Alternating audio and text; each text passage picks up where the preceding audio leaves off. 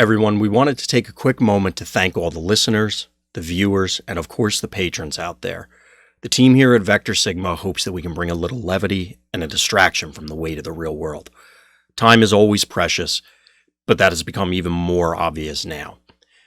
We want to say that we really do appreciate everyone out there that's spending their time with us.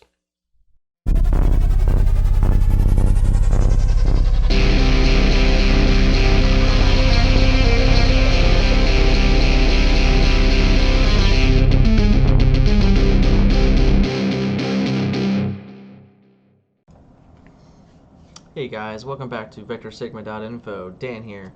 Today we have another deck tech profile for you. This is another Perceptor deck that I've been running on stream lately. I call this one the Wreckers actually because we have Perceptor, we have Kup. Just to give you guys another idea real quick, this is Perceptor. He is the card that I was able to create from winning the Energon Invitational. I've been having a ton of fun playing with them. When he flips to his alt mode, you reveal the top 4 cards of your deck.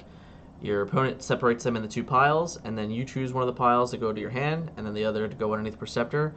While in body mode, you get +1 attack for each attack +1 attack for each card underneath you. So throughout the game, it gets really crazy. Every time you flip him, it's just more attack power. It's like free weapons the entire game. It's a lot. It's a lot that keeps going on. And in this deck, you're specifically pressuring your opponent the entire time, so it's even more complicated sometimes because it's not as easy for them to just go, oh, it's not a big deal, because if I give them 2 attack, it's fine, I can deal with that, because like giving this deck a free 2 attack can lead into like an extra 8-9 damage throughout the course of the game. That's like very, very harder for some decks that compete with that, and we'll get into it and we'll talk about why that is exactly. So for this deck, our Perceptor head is going to be Brisko. It's just going to give us +3 health. It's going to give turn our Perceptor into a 10 drop, and that's fine. And then just to look at Sergeant Kup. Sergeant Kup is the Wrecker leader, and he is ranged Wrecker, and he's a truck. He has a tough one built in, and he has the ability of whenever a Wrecker takes damage, it gets +1 attack for each damage he takes. And you'll see that that's a big theme going through the entire deck here. And then he also has the ability to flip, scrap a blue card, and remove an upgrade when in doubt. And then lastly, he is going to have a Parsec head on him, which just gives him bold 1. Just gives him a little more oomph to his 3 attack there that can be a little problemsome. And then lastly, good old Firedrive is our last character that we're messing with. Alright, so let's look into the battle deck. Alright, so I've been doing these a lot lately, so what I'm going to do is I'm going to reveal all the cards that are old first, and then discuss some of the new ones. So we have 2 Infliction Courage, we have 2 grenade launchers, 3 grenade launchers, an Enforcement Baton, a backup beam, 3 javelins. So once again, these are our weapons, and we have 3, 4, 5, 6, 7, 8, 9, 10 weapons, which is probably a little high. Honestly, there might be some room to take out, a sturdy javelin or take out a grenade launcher type thing, because once again we have a Perceptor, so like we constantly have the ability to just get things when we need them. So maybe that's something you can play around with in the deck list. You can look and see, oh, I don't need 10 weapons, I can get away with 8 type thing. Note that we have 3 blue upgrades here. The big thing here is you need some number of blues in your deck for the Sergeant Kup flip, because you never know when you're going to need that. The idea that you can just flip whenever you have to in a turn to just scrap a blue to get rid of any upgrade, force fields, energy packs, any normal armor, like all these things, even a weapon sometimes, the fact that you can do it, pretty strong.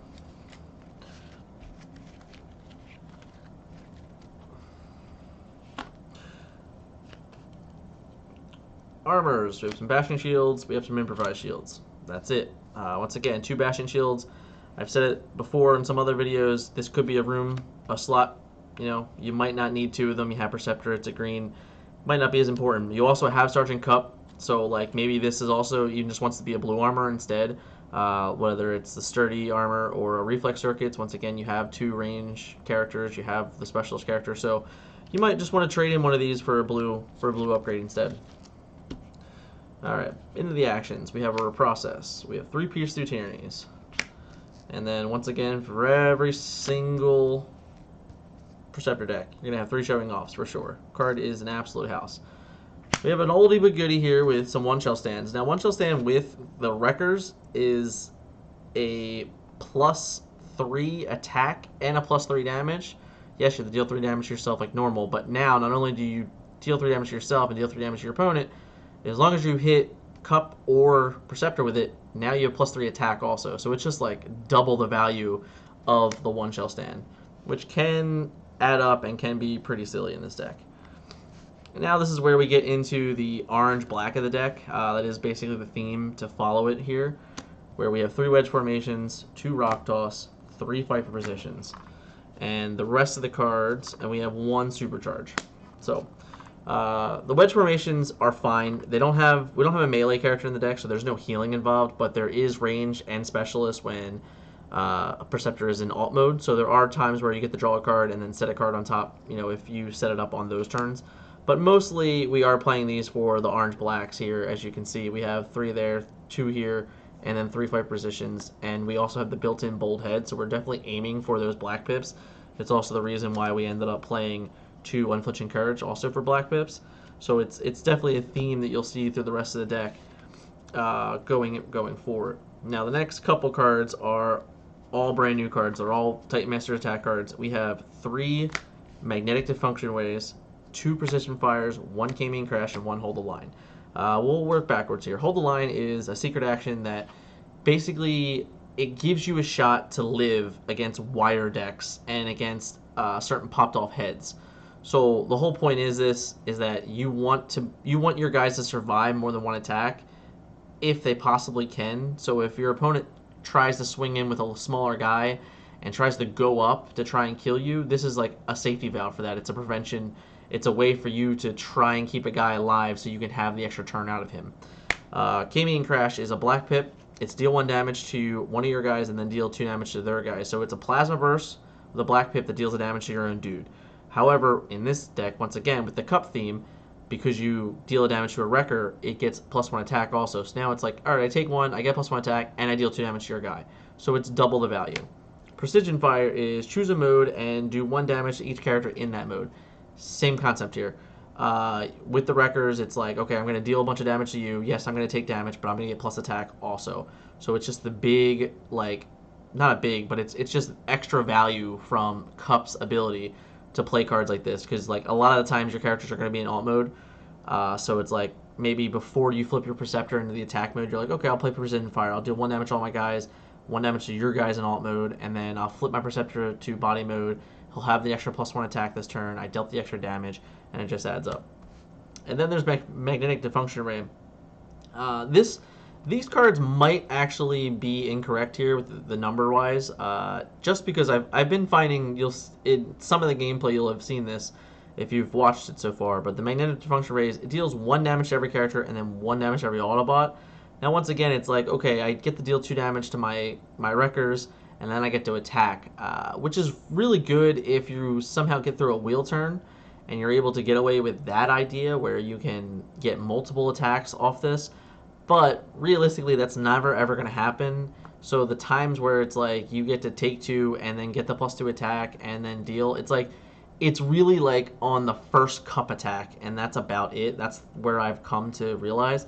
And that is a problem to me overall, where I would start to worry about those numbers and the damage you're actually inflicting on yourself, because it might just be slightly overkill to where, maybe like this just should be a K-Main Crash because you have the orange and it's fine type thing, or maybe this needs to be a 3rd Precision Fire, or maybe it just needs to be 2/2/2. It's just different options that you can play around with.